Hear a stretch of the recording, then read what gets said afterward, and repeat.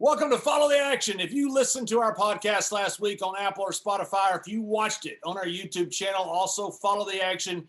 You are a very happy person right now because our guys absolutely killed Super Bowl weekend. If you've been listening to Follow the Action, you had a 50-1 future that the Philly Godfather gave out that you cashed on Super Bowl Sunday. If you've been watching Follow the Action, you have been cashing your NFL bets at about a 70% clip. And we challenge you, go back through all of our shows, tally up our record, full transparency, 70%. We killed the NFL.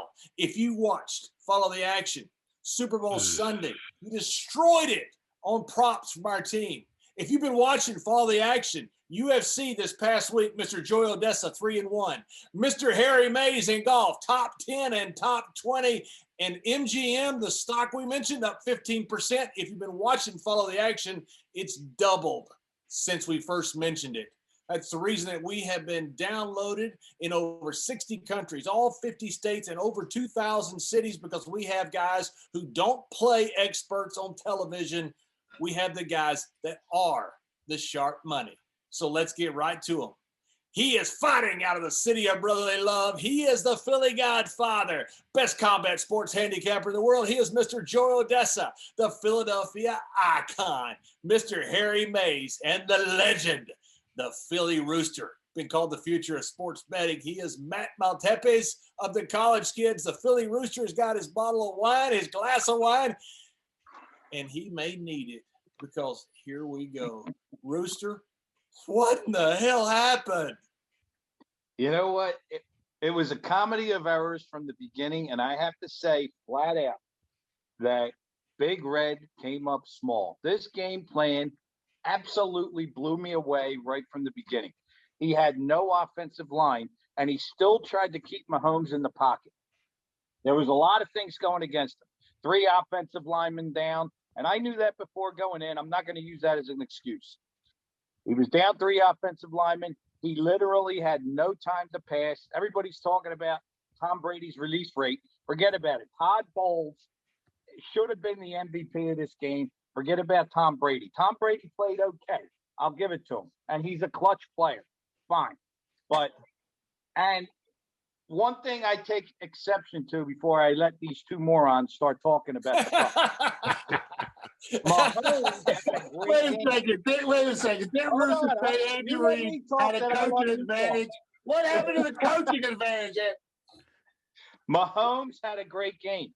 He made 3 passes. He made 3 passes in the clutches, almost on the ground, and hit them in the helmet with the ball. Oh. I mean, when you look at the way he played, the pressure he was under, the immediate pressure, and still, by the way, shook the other quarterback's hand at the end of the game, not like that poor sport on your side of the ball. When he loses, he grabs the ball and runs off the field like a pansy. The guy that can't even drink 3 White Claws, and he's stumbling off a boat. I mean, if you can't drink 3 White Claws, you ain't my goat. I'm sorry. There's some kind of standards you got to have in this business, and that's one of them. So anyway, I give props to the Bucs. They are the Super Bowl champs. But I can tell you now, healthy offensive line, better game plan by Andy Reid, and it would have went down exactly the way that I said. Philly Godfather? Isn't this the same Rooster last week who said to cue up that tape so we can play back all of Philly Godfather's excuses? Isn't this the same guy? And now he's coming up with all these excuses. Tom Brady in the first half, the GOAT, the greatest of all time, completed 80% of his passes and threw for 3 touchdowns. That's the first time that's ever happened in Super Bowl history. He played okay. Are you nuts? Patrick Mahomes played great. He ran sideways and backwards for 500 yards because he couldn't get rid of the ball fast enough because he couldn't read the defenses. Same thing happened in last year's Super Bowl, and this year was even worse. 52% QBR, 2 interceptions, 0 touchdowns. So Tom now Brady, Hold on. Now, Snap to delivery, the stat that you're not going to see in the box score, all these fraudulent stats that you read, passing yards, percentage, 1.2 seconds, snap to delivery. That's the most important stat of any quarterback that you got to look at. How fast he gets the ball out of his hands. You know what Mahomes was? Like 3 seconds later. Come on, man. He was 2 seconds. One of the worst games of his life. Tom Brady was 2 seconds. 2 years in the Super Bowl. He's got 2 touchdowns, 4 interceptions in 2 Super Bowls. He's been sacked 7 times, and his QBR is 57. And you're going to talk about Tom Brady? I don't want to hear it. Tom Brady was 2 seconds, first of all. And second of all right. It was 10 seconds faster than Mahomes. Wait a minute. I'm gonna say this now. I went out and made a purchase today. I have to agree. There was a most valuable player of the game. I'm going to unveil it now on national TV. There we go. I just want you guys. Got to be a referee. I do agree. You know it is. Yep. There was a goat. Okay. I knew it. Yeah, well, hold on. Where'd you find 4X at? That's all I want to know. Where'd you find a referee 4X at? It's a jail shirt. Rooster got locked up over the weekend. I'm going to give you a couple more. It fits like spandex. Spandex. The average penalties in the Super Bowl the last 5 years was 82 yards. Okay. When you look at the second quarter of this game, Chiefs got penalized 8 times for 95 yards. Okay. That's not a Super Bowl record. That's undisciplined. In every single NFL game since the week 1 of 2018. You tell me that's discipline? That's Rooster, you got to give it up. Just give it up, dude. Let me talk, Barrett. Barrett. The Bucks. The Bucks.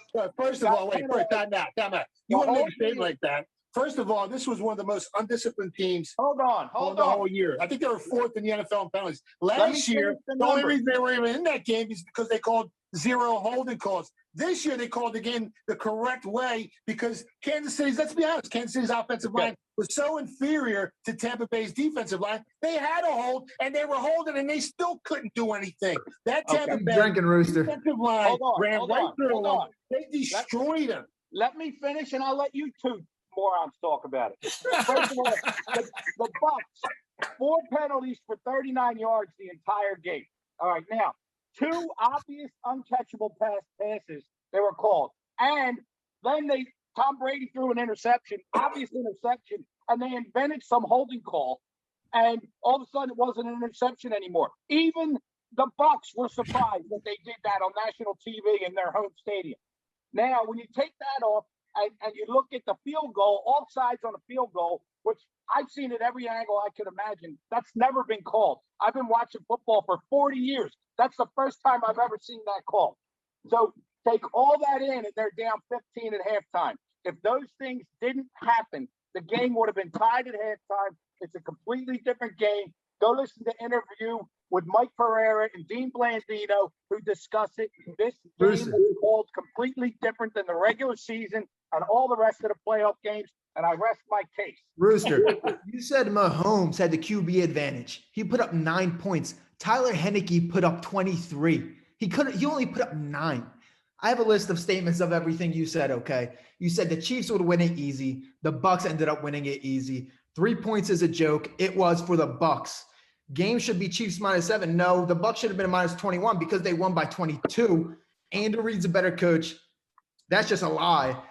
Andy Reid gets off to a fast start. Hold on. Stop right there, young man. Andy Reid gets off to a fast start. Slow start. Manny's the greatest. I think that's the greatest lie of them all. Whoa. Let me finish, Rooster. I let you talk. Bruce Arians is a better coach than Andy Reid? No, he coached better. Record in the Super Bowl. Bruce Arians is 1-0. Andy should be 0-3. I don't want to hear it. Let him finish. Like I was saying, you said Tampa Bay starts off slow. They started off with the lead. Tom Brady's never scored a touchdown in the first quarter. He scored a touchdown in the first quarter. Hey, diddle, run it up the middle. You remember that for no game? Ran for 150 yards on the Chiefs. Halftime, the Bucks will be down big, at least 10 points. No, the Bucks were up by like 15, dude. Brady isn't what he used to be. He might be better. You're right on that one, okay? It's easy. Brady to throw an interception -160. The only dude who threw the interception was Mahomes, and he threw 2. Okay. You said you're going to be back next week to talk trash. The only people who are talking trash here are us because the Bucks won. Can I rest say my something? case. I'm Thank glad you. Overeem won because you guys are a rough crowd. Now, wait a minute now. To say that you're the only one talking trash, Rooster's the one that brought the referee's jersey, so that was incredibly well played. I got to give him props. I got to give him props for It's the MVP. They were the MVP. But listen, let's be Hey, real guys, about let's bring the whole in- situation. We got a lot the of most ifs by penalized Rooster. team in the history of the Super Bowl. Yeah, but And you knew Bruce they were going to Arians be is the a most better penalized coach team than Andy because Reid. I told you guys that how these refs were going to call this game before the game even started. I researched the refs. I You told you there was forgot going to to be a tell lot us it was going to be one team. Wait, hold on. I told you there was going to be a lot of offensive holding calls, okay? And then we're going. And I said they're going to be on the Chiefs because that's all they do. Tampa Bay had one of the best offensive lines of football this year. The Chiefs' offensive line was all banged up. You knew that was their only chance to stay in this game is to try to get away with holding calls. Well, let's bring in the one guy. If this happened, if that happened, if I never put 5 dimes on Tampa Bay at 50-1 to win the Super Bowl, I wouldn't have won $250,000. Forget about the ifs. What happened in the game? I told you exactly how the refs were going to call this game. I told you exactly who they were going to call the offensive holding calls on. And I told you exactly how the game was going to finish. And Matt actually came on at the end and told you Tampa Bay money line. And you laughed and scoffed. Come on, man. You were dead wrong about everything you said. We were 100% accurate, and we went to the window and you didn't. And that's the bottom line. Everything that Rooster said, the actual opposite actually happened. We heard We're going to call you Mr. Opposite from now, Rooster. Are you guys Everything in the Rooster same says room? from now on, just do the opposite. You'll be fine. Are you guys You'll in make the a ton same of money, room? I guess. Because one of them looks like they're in the dark. The other one looks like they're in the light. I can't even see. Who's who over here? I don't even know. You ain't got your glasses on. You got the bifocals on. You can't see nothing anyway. Throw a flag, Rooster. Hey, in fairness, I got my passport out. Where's my flag? Where's the And flag? we're trying in to figure out fairness, where guys, in fairness, Rooster had an incredible season. He did have a losing side on the Super Bowl, but an incredible season. That's why he has such a big following here on Follow the Action. But when you have two guys that are both sharp, that are betting on both opposite sides, somebody's got to lose. So let's bring in the guy who wins no matter what. And that is Mr. Dave Mason from Bet Online, who is joining us as always. Dave, how did Bet Online do on the Super Bowl? Oh, we did great. Really well. Biggest event ever? Time out for 1 second. Yeah. I remember Rooster saying on the show, if Tampa Bay wins, the books are going to get killed. Was that true, Dave? We if Tampa Bay wins, we did great, man. We did we Mr. lost a little bit on the money line.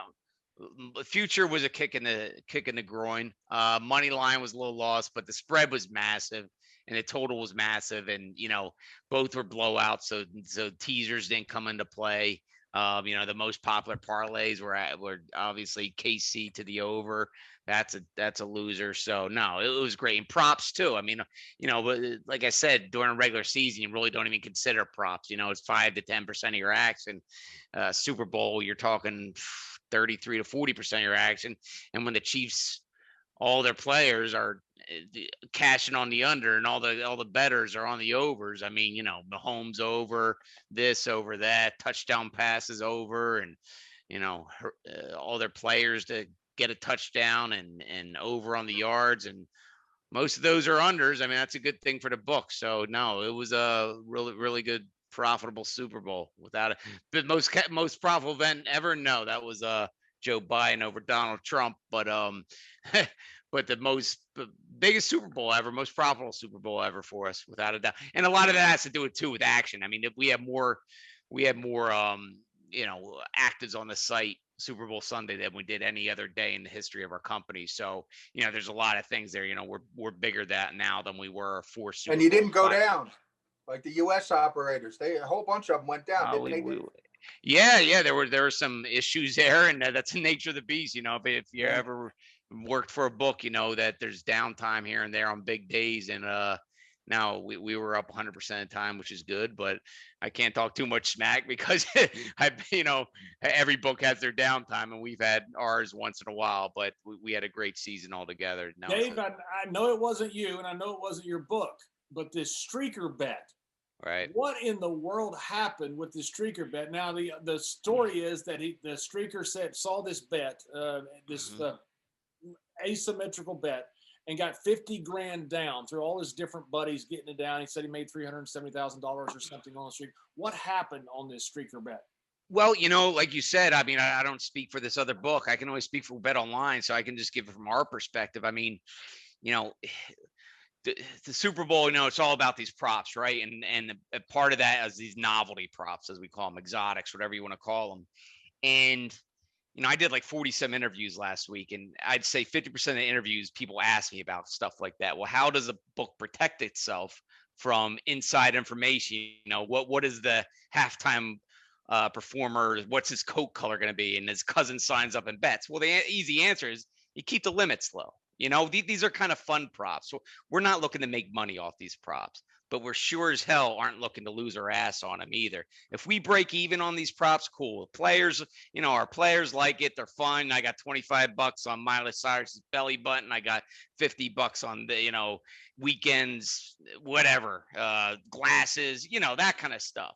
The streaker prop, it was funny because I was watching that game, and I think we invented the streaker prop. I'm not even sure. We had it every year. Last year, we even had, if there is a streaker, who's going to tackle the guy. We have player, policeman, security guard, other fan, etc. So I'm watching it, and I was like, and I saw him out there, and I was like, holy hell, we forgot that one this year. We had so much content on the site.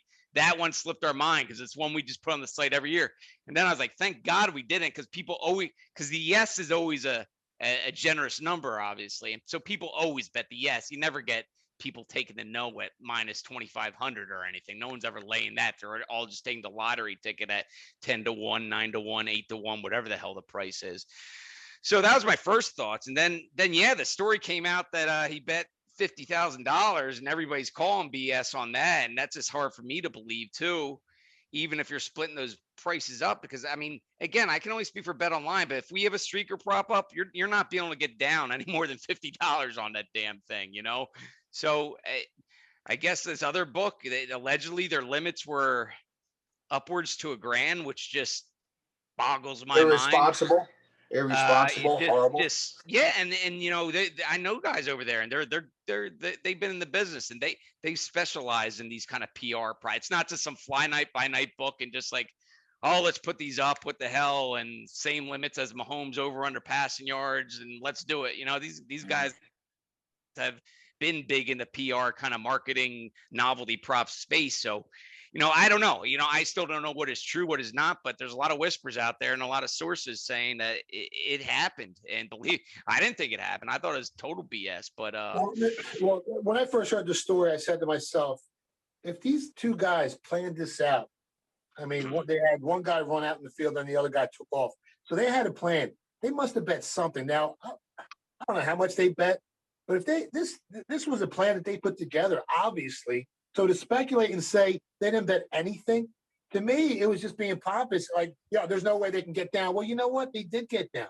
And if you have a great plan together and you start betting it everywhere and you start telling all your friends to bet it and you send some guys out to Vegas, I don't even know if they had the prop out there or not, but and you see, this offshore book with $1,000 limits on the prop, why can't you get down? Now, did it get down 50 times? Maybe not.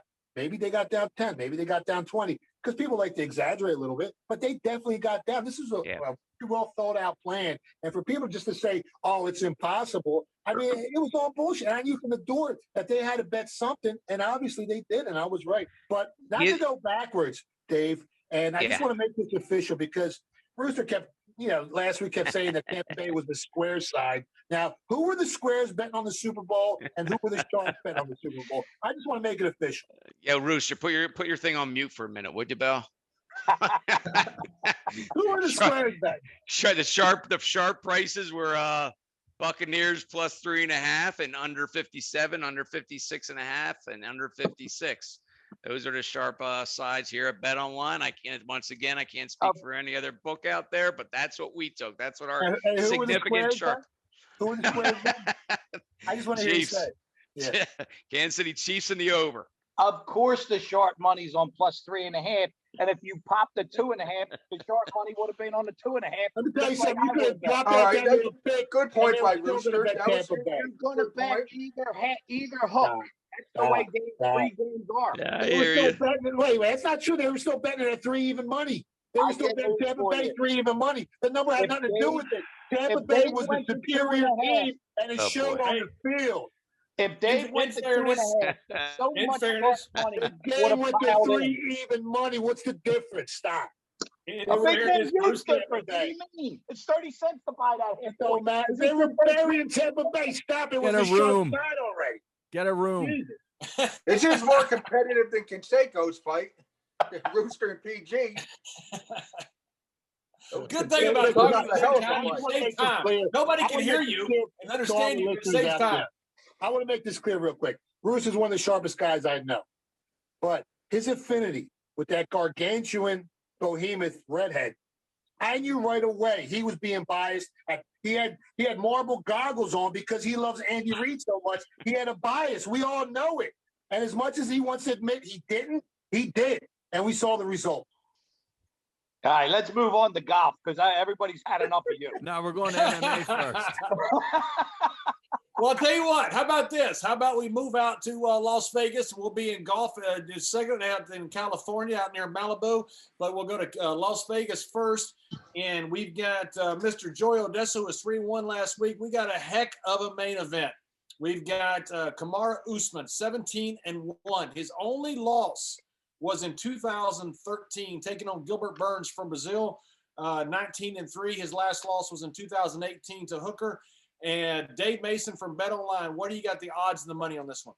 Usman's currently the -270 favorite. Burns is paying out at +230, over under 4.5 rounds with the over at -145.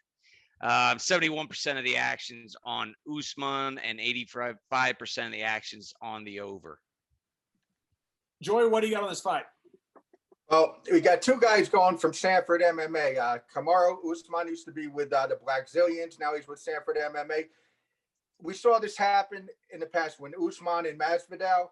I don't know what it is with Usman's fights. Like this bout opened, if I'm correct, David, opened what, like -2.25? Yeah, I believe so. I don't have it in front of me, but that sounds the about first right. money that you see on this is in my thought here is the right side of this fight. These two guys have trained together. Apparently, they know each other's game plan well. And Kamaru Usman 17-1, and his prices. When he fought Masvidal, they bet Masvidal. I mean, sure, the preview shows had a huge influence on the bout, but Usman is really that good. I mean, he's the best guy. He's best welterweight out there. And Burns, look, Burns has had. I don't want to knock Burns. I think he's a good fighter.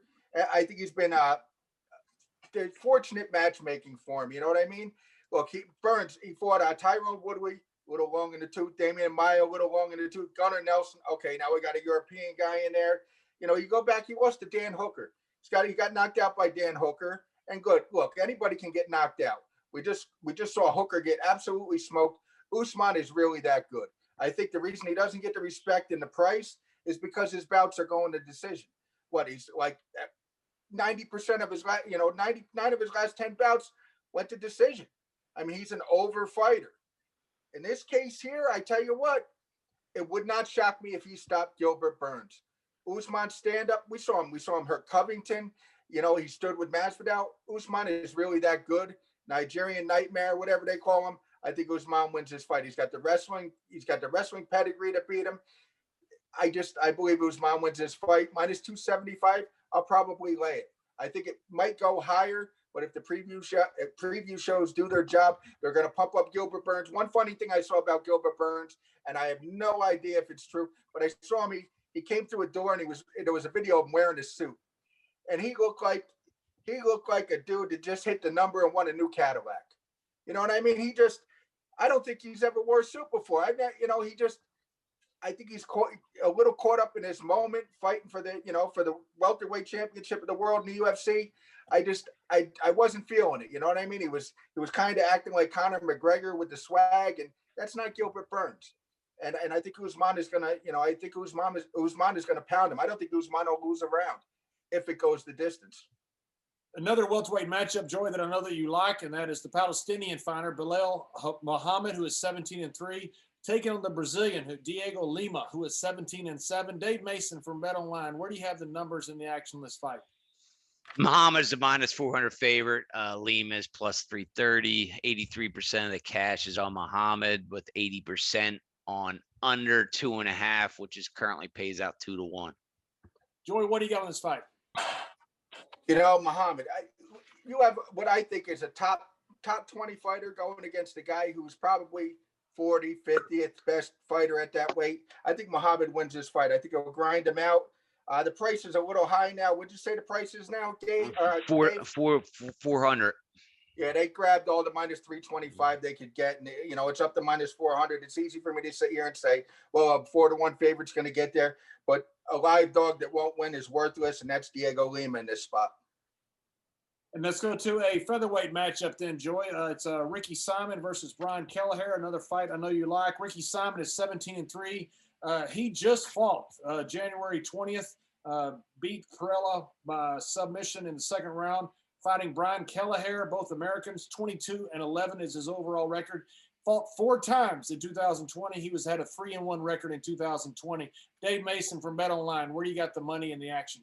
Yeah, Ricky Simon's the minus 241 favorite. Take back on Kelleher is plus 206. Over under 2.5. Over minus 260. Where's the cash here? Kelleher, 70% of the cash is on the dog. 80% is on the under. Joey, what do you got in this fight? The house is going to win that fight because Ricky Simon's going to beat Brian Kelleher. He came on the scene. Look, he beat Alcantara back in 2017. Stubbed him. First round, guillotine choke. All of a sudden, he became like the flavor of the week. They threw him in there with Marlon Vera right away. Marlon Vera beat him. Won a couple of bouts. He beat a washed, I shouldn't say washed, but he beat a washed Renan Barao. He beat Stasiak. Everybody beat Stasiak. Lost to Lineker, lost to Johnson. Anyways, on his way up, I think Ricky Simon's got he's got 3 losses on his record. One of them's to Uriah Faber. I think Faber caught him, knocked him out in the first round. It was like 40 seconds. Lost to Rob Font, who can punch. Simon beat Ray Borg, who arguably, as far as a grind him out kind of pace yourself fighter, Ray Borg is, for not being a wrestler, an accomplished wrestler, he does a lot of wrestling in his fights. He beat Ray Borg, which I think is another version of Kelleher here. Kelleher, sure, he's got a chance to catch him, but I think Ricky Simon wins the fight. Let's go to a strawweight women's matchup then, Joey and Dave. And that's Poliana Viana from Brazil. She is 11-4, taking on Mallory Martin, an American who is 7-3. Dave Mason from Bet Online, where do you have the money in the action, please? Mallory Martin is minus 145, and the take back on Viana is plus 125. And the over under is 2.5 with over minus 240. The cash is pretty split. No. Let's check that. Yeah, 62% of the cash is on Martin, and 78% is on the under. Joey, what do you got in this fight? The Brazilians have done well in Vegas, since the UFC Apex started putting these fights on. But I like Mallory Martin here, 7-3. Well, this is a good matchup. An 11-4 fighter in Viana against 7-3 Martin. I think Martin will win here. As far as the total on it, what'd you say? How much are they betting the over or the under there, Dave? Under 78% on the under, but they take that with a grain of salt, Joey, because some of these lesser known fight, the smaller fights this early in the week don't take a lot of action. So, to take that public action, just with a grain of salt. When I look back, Mallory Martin, she's got a loss to Macy Barber, who's also on this card, but one of her recent losses, and she got subbed, was against that Jandiroba girl. Now, Jandiroba, if you remember, this girl is a beast. I think she's a beast. Anyway, she's the girl I said look like the offspring of Amanda Nunes and Gilbert Martinez. If you took the two together and popped out a female, it would be Jandiroba. Anyways, Martin's coming off a win against Cyphers. One loss across, one loss back. She lost to that hybrid of Martinez and Nunes. I think that Martin will win this fight. I think she'll beat the Brazilian. Viana, she won her last fight, correct? She won her last fight, but you know what? She dropped 3 in a row before that: the Mercedes, Cyphers, and JJ Aldrich. I think that Mallory Martin will get a win here. Let's go to the last fight we're going to go over on the UFC card, and that is a middleweight matchup. That is Kelvin Gastelum, who is 16-6, taking on Ian Heinisch, who is 14-3. Dave Mason from BetOnline, where do you have the money in the action on this middleweight matchup, please? Gastelum is a -210 favorite, and Heinisch is +180, over under 2.5, over -260, I believe. Gastelum is getting 75% of cash, and over is getting 95% of cash. Joey, what do you have in this fight? Okay, Ian Heinisch. I'll talk about him for a couple minutes here. Ian Heinisch was supposed to fight back in November of 2020. There was a problem with COVID in the corner. Heinisch is this kid from Colorado. We talked about it. He's got a really interesting backstory. Was locked up abroad. Was involved in some smuggling operation. He did some time, came back, got life in the UFC. He's a guy that you want to root for. Well, I did want to root for him. He's kind of I don't know, maybe an entitled kid, snobby, but who am I to judge Ian Heinisch? I'm looking at him, and I think I went against Heinisch when he was supposed to fight Allen. Allen went out, laid an egg against the opponent that against the opponent that he had in replacing Heinisch. I'm in a tough spot here because Kevin Gastelum of 4 years ago, even though he was smaller, beats Ian Heinisch. Kevin Gastelum now, I think Heinisch is going to get a win here, and he's a big dog. It's one of the few dogs on the card that I think will get there. As far as Ian Heinisch, as far as his character, I don't know. They gave him another chance in the UFC. He's kind of smug. I was rooting for him to win, but I just over the course of his career, once he got through the Contender Series, the fan in me wants to see Ian Heinisch lose now. I used to like him, but I'm kind of on the fence now. But anyways, I think that Gastelum will beat him here. I think Heinisch will beat Gastelum. Jesus, I'm all mixed up. Heinisch has got me flustered because he came across to me as an entitled kid, even though he did his time. I don't think he learned anything. Anyways, that's a different story. Before we go out to Pebble Beach, real quick, this cage size. There's been a lot made about the cage size, the smaller cage as compared to, say, Fight Island. Has the cage size made any real difference in the over-unders? These guys, every time they hear small cage, they think they got an edge. They run out, they bet the unders. Nine bouts went over last week. And again, no two fights are the same. If you have two, it's all in the matchup. The cage size doesn't make that big of a difference. Maybe they engage a little bit earlier, but other than that, no. I think you'll go broke, fading the cage size. You start betting unders in these. Look at last week, prime example. 8 or 9 of those fights went to decision. And, let's talk about last week another thing, because Jaron Vallel, Canadian judge and referee, what was he watching in the Ferreira fight against Dariush? He was the split judge. But let me tell you about this guy. This Canadian, it was his first UFC.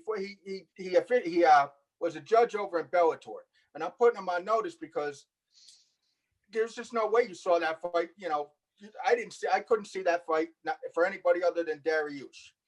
He scored the fight opposite. He gave it to Ferreira, jiu-jitsu guy. Well, look, Jaron Vallel is a Brazilian jiu-jitsu black belt. I hope he doesn't. Well, it might not matter if he's judging the Usman fight against Gilbert Burns. But don't be surprised if this guy sees it like 3-2 for Gilbert Burns when everybody else sees it's 5-0 for Usman, because I think he's an incompetent judge. I said it, and I think he's an even worse referee. And I think Justin Gaethje would agree with me, because this Jaron Vallel almost got Cowboy Cerrone just murdered against Justin Gaethje back, I think it was UFC 158. Gaethje actually looked at him and said, "What the hell are you doing?" Well, right now I'm saying, Jaron Vallel, what the hell are you looking at? Because it's obviously not what everybody else is saying. Get a job in the Super Bowl, Joe. He could. He'd be a good one.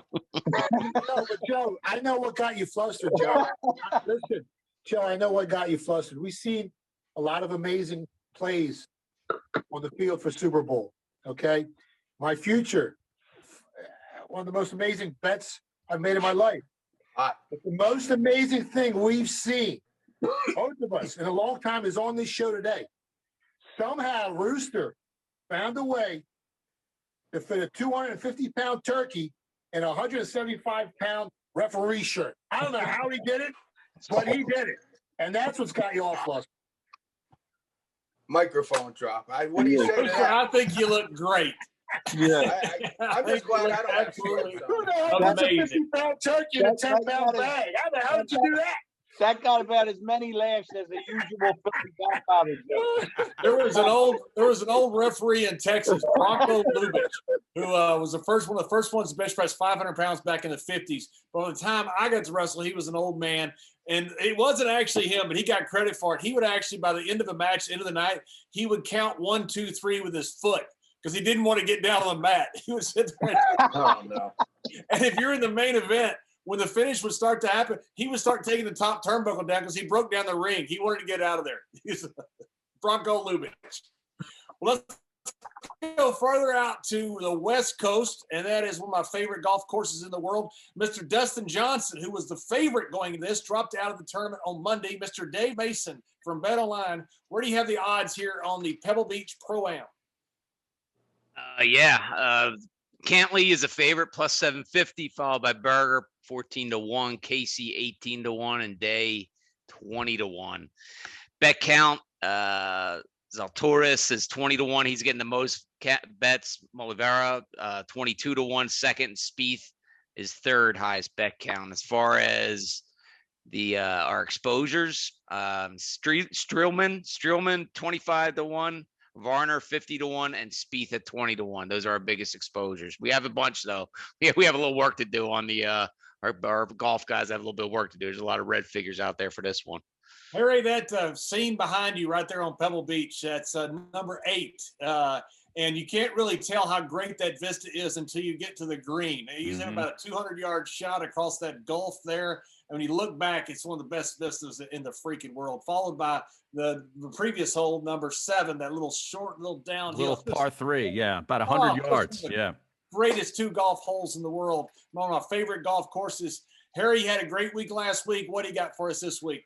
Yeah, JBL, the old Bing Crosby clam bake, as they used to call this one, as you guys have said, took a little steam out of this with Dustin Johnson withdrawing. He won in Saudi Arabia last weekend, and the last 2 times that he played in Saudi and flew over for the Pebble Beach Pro-Am, he didn't play all that well, finished in the 30s and the 40s in both those 2 events. So he probably figured, I'm just going to wait until LA next week and take the week off and count my money.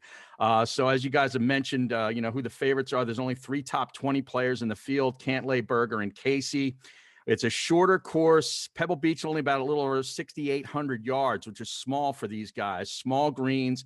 They're going to play at Spyglass 1 round, either Thursday or Friday, split the field. And then if the guys make the cut, they'll get 3 rounds in total at Pebble Beach. So it's worth it to look at guys. And that's probably why there's more exposure on Streelman. He plays really well on the Pebble Beach rounds, and he's going to have 3 chances considering he makes the cut. I do like him this week. He's finished 2nd, 7th, 6th, 14th, and 17th in this event in his last couple times out. I'm definitely taking him at a top 10 at plus 350. He's 3,500 to win.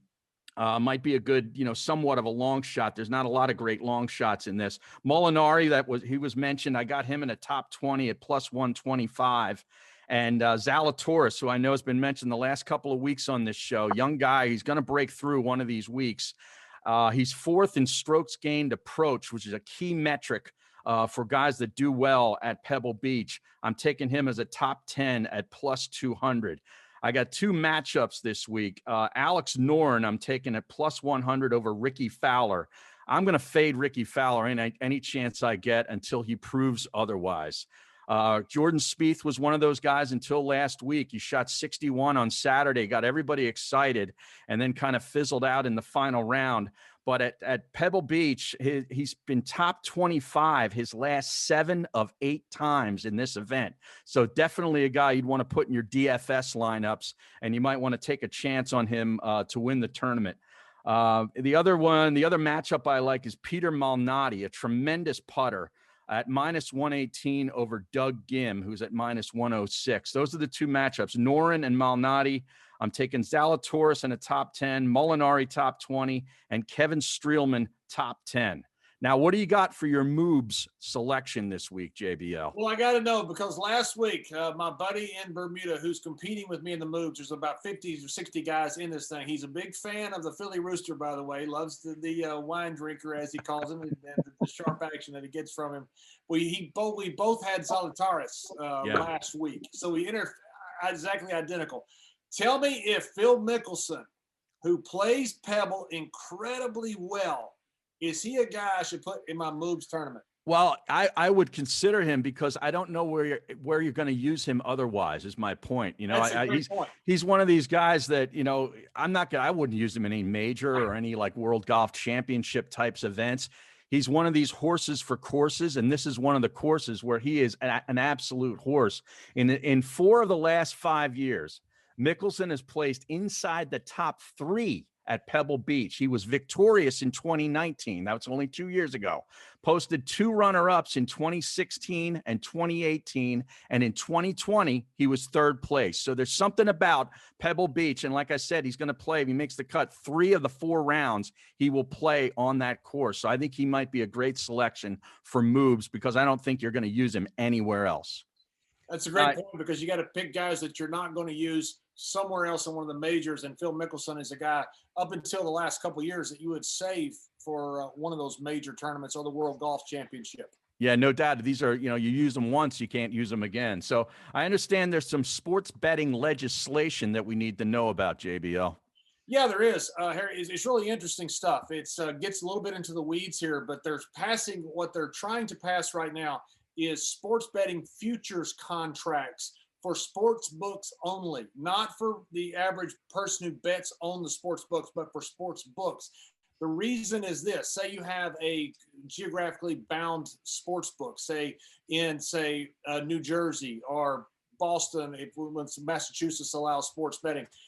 You have the Patriots, who would be heavy favorites. You have too much risk on that.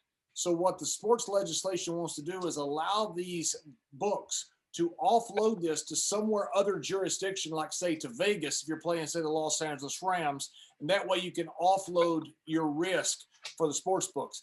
It looks like this first round of legislation is probably not going to pass, but it looks like this is something that will pass in the future. Now, once everybody gets where they're all over the United States, which is going to happen pretty quick, you don't have a need for that, but you do where you're bound by geography and you have local favorites like the Giants or the Patriots or somewhere else where you have a region.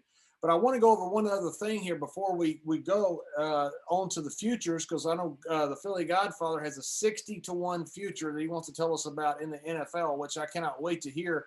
But MGM, which is something that I've said for a couple of times, and Philly Rooster just stole the show again. How does he change that so fast? He's got more wardrobe changes than Janet Jackson at the Like Super America's Bowl. Got Talent. This is unbelievable. Can someone get some Somebody bigger wanted to shirts? talk Rooster? about a goat. Those shirts are way too tight, dude. I don't know. Dude, you got to do something. Those shirts are way too tight. Get them a little baggy, bro. Jesus. For those listening on our podcast, Oh, my God. Philly Rooster has a Denver Broncos number 18 jersey on right now. He's And we will get to the NFL in He's just a still minute. holding on. The guy's got 7 rings. Tom Brady should have 8 rings. Belichick cost him a ring against the Eagles because he sat Malcolm Butler, or else the Patriots could have won that game. I mean, and he's wearing an 18. I mean, honestly, Tom Brady may end up with 18 rings. How many points KC got beat by, right? So we'll go back to sports books for just a minute before we go to the NFL. MGM reported numbers today. They had $1.4 billion in revenue. They were down 53%.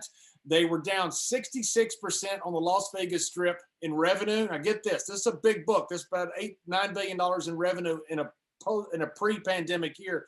They were down 58% in Macau. This is why I like MGM right now, because you have a company that's valued at $18 billion. Now compare that to the other sports books that are out there. You got William Hill and Flutter. Flutter is FanDuel. William Hill, they're both based out of the London Stock Exchange, about $3 billion. William Hill, about $24 billion for Flutter. DraftKings is $24 billion right now on $750 million of revenue going forward. DraftKings is the best sports book out there as far as technology. I just think the price has gotten ahead of itself. But let me give you some numbers here on what we're going to see in sports betting in the future. We had 2019, there was $13 billion bet online for sports. 2020, $18 billion. Now that $18 billion amounted to $1 billion in revenue for the books because the $18 billion was the total amount bet. By 2025, we're going to see that $1 billion go up 18 times to $18 billion in revenue for the sports book. Imagine an industry growing 18 times in 4 years. That's what's going to happen to sports betting. Globally, 2019, $59 billion. In 2025, it's going to be double, right at double, at $113 billion. You got MGM, you've got Penn Gaming, which has done a wonderful job with Barstool Sports. They picked up all kinds of acquisitions out of Michigan. They're going to do incredibly well when they get Chicago. Their value, though, they've gone up 10 times in just a few years. I think the value's gotten a little bit ahead of them. The other one is MGM. And to me, I think you still play MGM as the way to bet sports betting going forward because you have, coming out of a pandemic, this revenue that was down 66% in Vegas and 58% in Macau is going to catch back up. So let's go to the finale of the show, since Rooster has on the Denver Broncos jersey. First, Rooster, why do you have on a Denver Broncos jersey? Well, somebody brought up a goat earlier in the show, so I thought we were all doing a wardrobe change. I didn't know I was the only one prepared for the show, but apparently take your little brother's shirt off, dude. There you go, Rooster. Denver, baby. There you go. How to the Tampa Bay hat, Joey? One thing I want to do, show ends, I want to let Philly Godfather know that he could spend some of that $250,000 on a comb or a brush for him and his son. You know, when you got hair, Rooster, it's always sexy, brother. When you got hair, you're always sexy. Look at that nice hair. Woo! I got to know, Rooster, did you pay him in pennies? I didn't pay him yet, and I'm waiting. I'm waiting for the poll to finish. It finishes tonight. He wants to pay me in Doge. It's some kind of crypto that's not even real. The pennies are going to cost me $24,000 to get delivered. So if it's an extra $4,000, I'm willing to spend it. If the poll comes out to pay him in pennies, he's going to have a tractor trailer at his house later this week. If not, I'll just bring him over a bag of money like he did for me on the Bills game. Rooster, where did you find 20 grand in pennies? Took me 3 hours on the phone. I found a bank out of New York that will give me $20,000 in pennies and a $4,000 delivery fee. Well, listen, my driveway is about 3,000 feet long, so we can fit the tractor trailer, no problem. I got a forklift behind one of my warehouses back here. Send it over. Hey, it's cash, man. We'll take it. Well, Philly Godfather, I tease the next future that you've said that you're thinking about. It's the Washington football team, 60-1 right now. Have you made the bet yet? No, I haven't. And before I tell you why I kind of like that team, and all, we're joking around today. We're not being serious.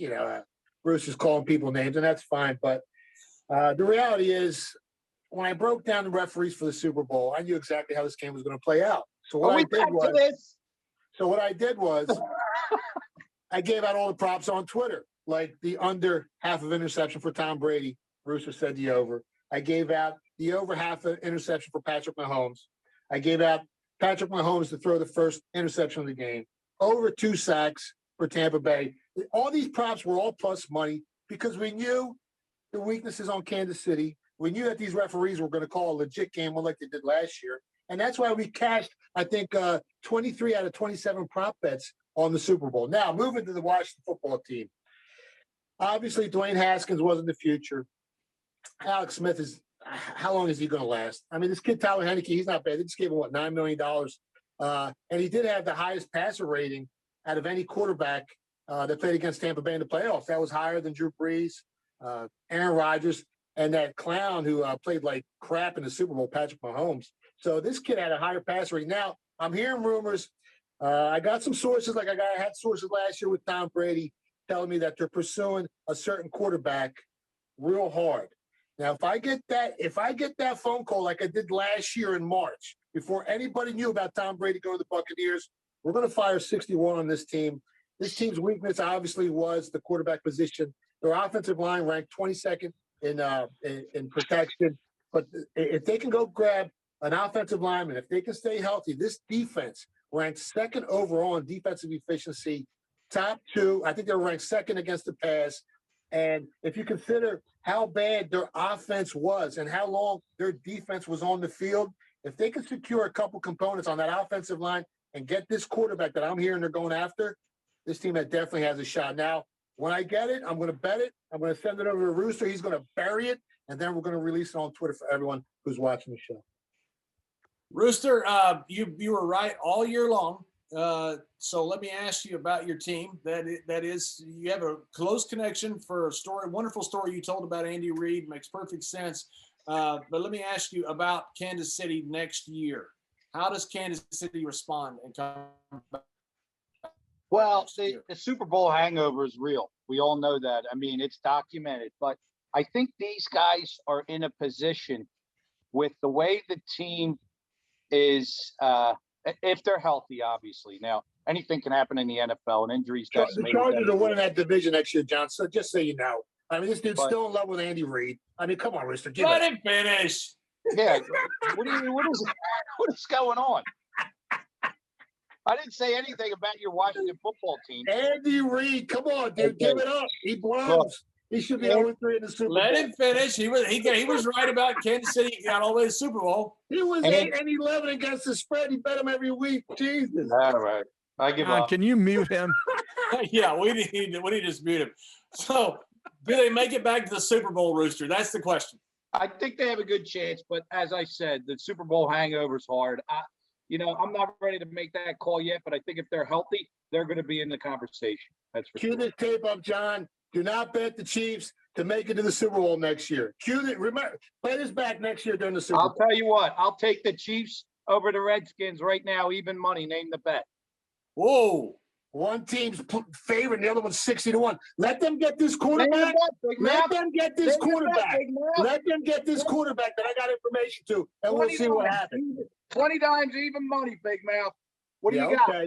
Okay. Give me those pennies. Pay me first. Pay me that money. We got to wrap it up. Harry Mays, right quick. Philadelphia Eagles, they get rid of Carson Wentz, and what happens? I think they will end up trading him. They got to make a move by mid-March. I think the third day of the new league year, they owe him a hell of a lot more money. And I don't think they want to pay it. It's just, Howie Roseman is working the phones and trying to drive up value. He's a genius at this. I don't know how big the market is, but I think they're going to end up moving him. And Matt, from the college kids, Philadelphia 76ers, you're big on your team. Well, how they do this year? They're doing well right now. They're leading their conference, but despite me, I love my 76ers, but I think they're being a little overvalued. You go through their schedule and all the games they've played, they're getting some easy breaks. They versed Brooklyn without Kyrie and KD. They lost to them actually once. And then they versed Boston without Tatum. They ended up beating them. And then all the other teams they beat were like Orlando, Charlotte, teams that aren't that good. They did beat the Lakers. I give them that. They beat the Lakers, but the Lakers were on a 5th game of a 7-game road trip. So I think they're being a little overvalued. I don't know if Dave has the number on their future for the NBA championship. Yeah, you got to give me a minute, so keep talking. I think they're overvalued. That's what I truly think, John. And what about the? I was watching last night. It depends on when you watch this. Depends on when last night was. I understand that, but Dallas Mavericks last night looked absolutely incredible with Luka. I mean, they're an 11-14 team before last night. When I saw, I guess they're 12-14 now because they won last night. Does Dallas make a run here? I want to say, yeah, they might have a shot to, keep on getting better because they had a slow start. Porzingis wasn't really playing. He was in and out at first. So as the season progresses, they're going to get more chemistry and get better. Dave, have you got that future lined up for us? No, not right now. It's Sixers down. Go ahead. Are you saying for the NBA championship, it's got to be around 12-1? That's what I'm thinking. 14-1, yeah, something like that. Yeah. I just think they're being a little overvalued at that number. The Bucks are still ahead of them. The Nets are still ahead of them, despite being almost 500. I think it just shows you the fact that the Sixers, they haven't really versed anyone or beat anyone when they're at their full strength. Well, there you have it, guys. That is Follow the Action. And for Follow the Action, we want to tell Rooster this. Rooster, we love you. And we are glad you're here, and you're a wonderful sport. And we think your jerseys look fantastic. His jersey. So for the Philly Rooster with his glass of wine, who my buddies love. My buddy from Texas always says, "What's that wine drinker think?" Because he loves Rooster so much. That's The like a Philly goblet. Godfather for Mr. Joy Odessa, for Mr. Harry Mays, and Mr. Matt Maltepes. I'm John Layfield, and Mr. Dave Mason from Bet Online, who I always forget, and he's the most important one here. Thank you very much for watching, and good luck this week.